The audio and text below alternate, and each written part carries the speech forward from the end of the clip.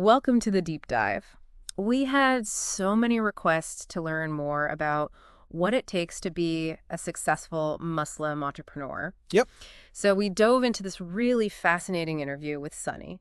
He's a self-made millionaire. Wow. Yeah, built his fortune in the UK security industry. You don't hear that every day? No, not at all. Especially coming from such humble beginnings. Exactly. And that's not all. Uh-huh. He's also the driving force behind the ISA Foundation, a charity doing amazing work around the world. So a real example of giving back then. Absolutely.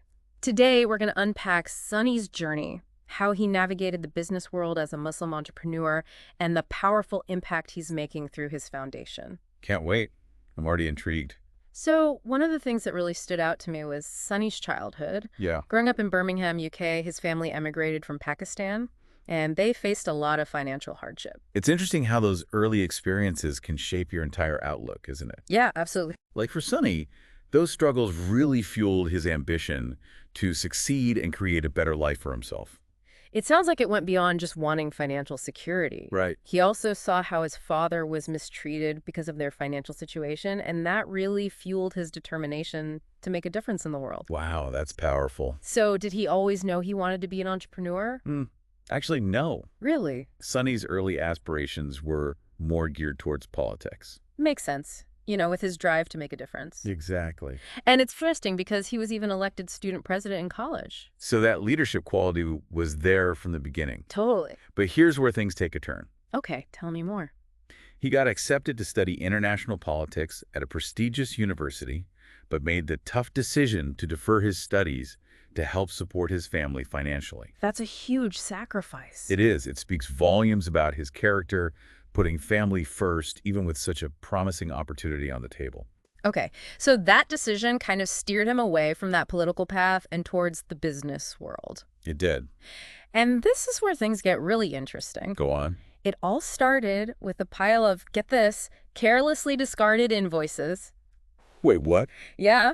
His brother-in-law was working for a security company Right. and stumbled upon these unshredded invoices that, guess what, revealed crazy profit margins in the security industry. So almost like a lucky break. It was a total light bulb moment for Sunny. It planted the seed for starting their own security company, but they knew they wanted to do things differently by focusing on ethical clients and practices. Smart move. So I'm thinking, okay, he's working a full-time job at this point. Yeah. How does he even begin to build this business? Well, Sunny is all about calculated risks, not just jumping in head first. So what did he do? He started building the business as a side hustle, The classic side hustle. while still keeping his day job. That's a good lesson right there. Yeah, he stresses that you shouldn't quit your main source of income until your venture can fully support you. That's solid advice for anyone with an entrepreneurial dream. Absolutely. So how does he land that first contract? It's a pretty amazing story, actually. Wait, I'm all ears. So picture this. Sunny's out there job hunting, right? Okay. Going through an agency. Yeah. And they ask him if he'd be interested in a security position. Mm. Now remember, he's actually out there looking for a job for himself, right? But he's quick on his feet. Oh. He tells them, I'm not personally looking for the job, Smart. but I can definitely provide the security guards you need. What? He turned his job hunt into his first client lead. Talk about seizing the moment. That's amazing. So here's the big question that's been on my mind. What is it? We're talking about the security industry, which doesn't always have the best reputation, right? Yeah, it's true. So how does Sunny, a devout Muslim, navigate that world while staying true to his faith? That's where things get really interesting. You see, he's actually known for turning down a massive security contract. With Nicki Minaj. Nicki Minaj. Wow. Yeah, because it conflicted with his Islamic principles. You're kidding me. We're talking about a potentially huge opportunity for a young company. Exactly. But it really shows Sunny's unwavering commitment to his faith. It wasn't just about saying no to certain clients, though, right? Right. It was about actively weaving his faith into how he ran his business. Absolutely. So what did that actually look like? Well, he and his business partner actually made a pact to perform Hajj early in their entrepreneurial journey. So before chasing huge business goals, they prioritized this central pillar of Islam. Exactly. That's remarkable. And it went beyond that. Really? They incorporated prayer breaks into their daily routine. Even during those crazy early years of building a business? Yep. That's commitment. It really is. Did he ever face pushback for being so open about his faith? You know, that's what surprised me. He found that being open about his faith actually often led to more respect and connection with clients, Even clients from different backgrounds. even clients from different backgrounds. Wow. So his faith actually became a bridge A bridge, yeah. instead of a barrier. It challenged the idea that you have to keep faith and business totally separate. It sounds like he was saying, don't hide who you are. Exactly. Let your values shine through. But I'm sure there were times when things get a little tricky. Of course. Trying to navigate those two worlds. Right. What did he say about that? Well, he emphasizes the importance of hikmah. Nika. It means wisdom. Okay. It's about being sensible. So it's not about being rigid or creating unnecessary tension, Not at all. but rather finding a way to practice your faith in a way that works for everyone involved. Exactly. That's a great insight. Whether you're an entrepreneur or not. So how did Sunny manage to grow his business while staying true to this philosophy of authenticity and respect? Well, his approach to growth is actually quite unconventional. He really focuses on nurturing those relationships with the clients he already has. Interesting. Like, it might seem a bit counterintuitive, Yeah. you know? In what way? Well, everyone's always chasing the next big deal in business. Right. Yeah. Always looking for that next big thing. But Sunny's saying that focusing on your current clients and Right. getting the most out of those partnerships, Yeah. it can be way more beneficial than always looking for something new. I see it. Instead of spreading yourself thin, you're really solidifying those relationships. Does he have any examples of how this worked for him? Yeah, actually he does. Oh. He talks about this lesson he learned during COVID. Oh, wow. Yeah. His business was growing really fast. That's great. Yeah. But in that rush to get bigger, Mm-hmm. he kind of accidentally neglected some of his oldest clients. Oh, I can see how that could happen. It's easy to get caught up in the excitement of things, right? Totally. And Sunny realized that prioritizing that growth over those long-term relationships, Yeah. it can actually hurt you in the long run. Did he manage to fix things with those clients? He did, but it took a lot of work. So what did he do? He knew he had to own up to his mistake Right. and be proactive about rebuilding those connections. These make sense. And I'm sure those clients appreciated that honesty. Yeah, definitely. It really reinforced that trust and mutual respect he always talks about. It seems like he really values those relationships. He does. More than just transactions, like they're part of something bigger. He talks about building genuine, lasting connections, Mm. viewing those clients and partners as potential lifelong relationships. Wow. That's pretty powerful. Yeah, it's not just about a quick deal. So he's building a legacy. Exactly. That's pretty inspiring. And this idea of connection, Yeah. it goes beyond his clients, too. Oh, how so? He fosters that same environment within his company, Okay, so he treats his employees the same way. with that same respect and loyalty. That makes a lot of sense. He wants to create a place where people feel valued, Mm. appreciated, and empowered. That's awesome. I think that leads to a really strong team. Oh, yeah, definitely. When people feel that way, they do their best work. And he doesn't stop there. What do you mean? He actually gets his employees involved in his charity work, too. Oh, wow. So they're all giving back together. That's amazing. It's a win-win. It shows how much he values making a positive impact. Let's talk about the ISA Foundation. Okay. What inspired Sunny to start it? Well, the foundation's beginnings are tied to a really personal tragedy. What happened? Sunny and his wife lost 2 children.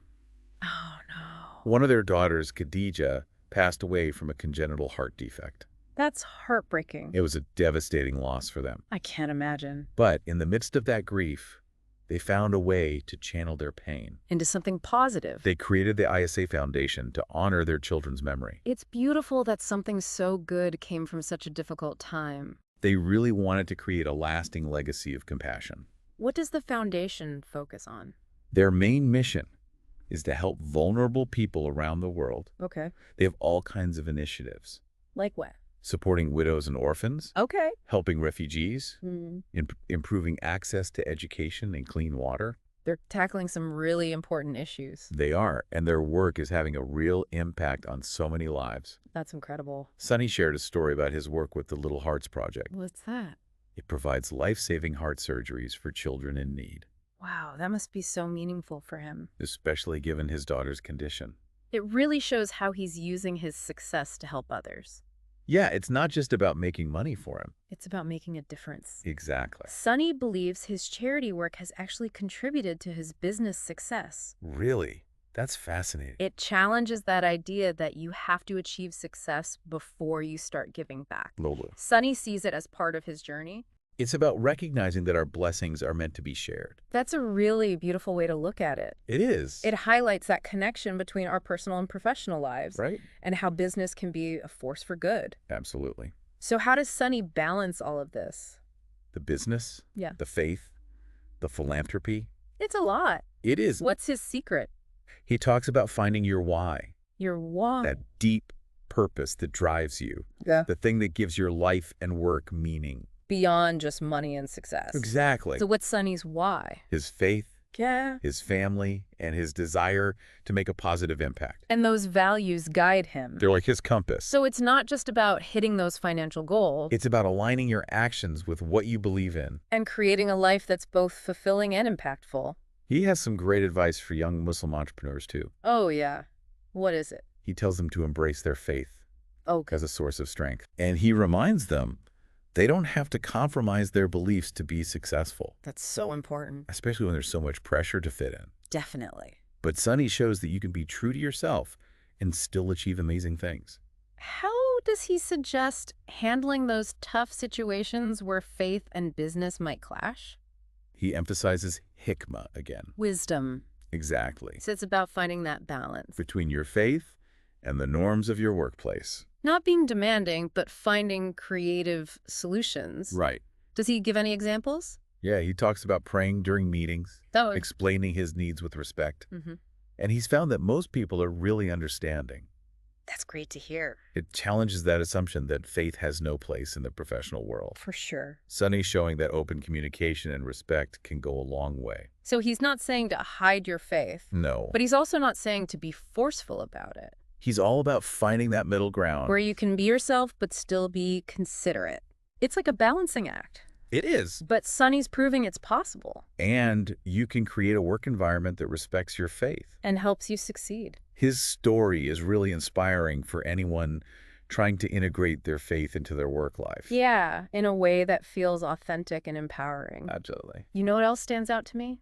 What's that? His resilience. Yeah, he's faced some tough challenges, In his personal life and in business. but he's always come back stronger. It shows how powerful perseverance can be. And the importance of finding meaning in those difficult times. He's not afraid to talk about his struggle. He knows that setbacks and failures are part of the journey. Right, they're not the opposite of success. They're part of it. And he's learned from them. He says he's learned more from his mistakes Yeah, than his successes. I think we can all relate to that.